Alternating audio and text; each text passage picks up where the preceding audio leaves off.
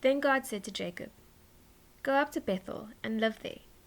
Build an altar there to honor me. That's where I appeared to you when you were running away from your brother Esau." So Jacob spoke to his family and to everyone with him. He said, "Get rid of the statues of false gods you have with you. Make yourselves pure by washing and changing your clothes. Come, let's go up to Bethel. There I'll build an altar to honor God. He answered me when I was in trouble. He's been with me everywhere I've gone." So they gave Jacob all the statues of false gods they had. They also gave him their earrings. Jacob buried those things under the oak tree at Shechem. Then Jacob and everyone with him started out. The terror of God fell on the towns all around them, so no one chased them. Jacob and all the people with him came to Luz. Luz is also called Bethel. It's in the land of Canaan. Jacob built an altar at Luz. He named the place El Bethel. There God made himself known to Jacob when he was running away from his brother.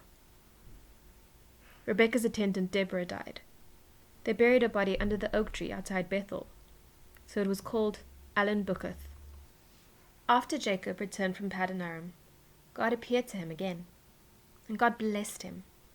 God said to him, "Your name is Jacob, but you will not be called Jacob anymore. Your name will be Israel." So he named him Israel. God said to him, "I am the mighty God. Have children so that there will be many of you. You will become the father of a nation and a community of nations.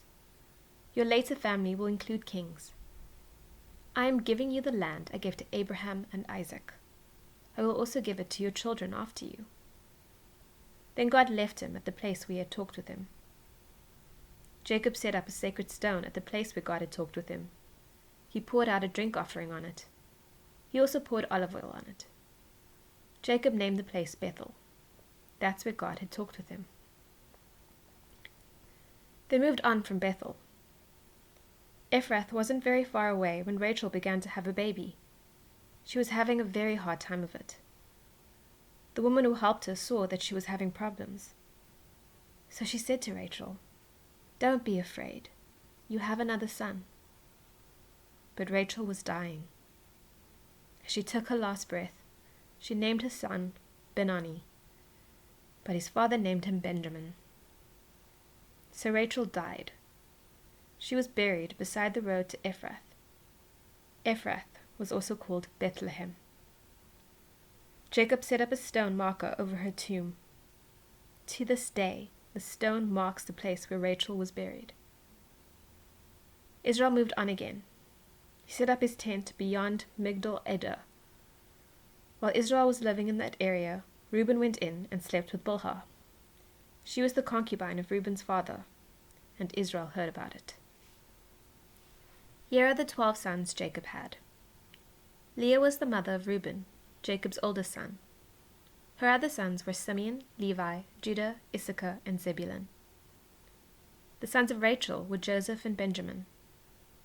The sons of Rachel's female servant Bilhah were Dan and Naphtali. The sons of Leah's female servant Zilpah were Gad and Asher. These were Jacob's sons.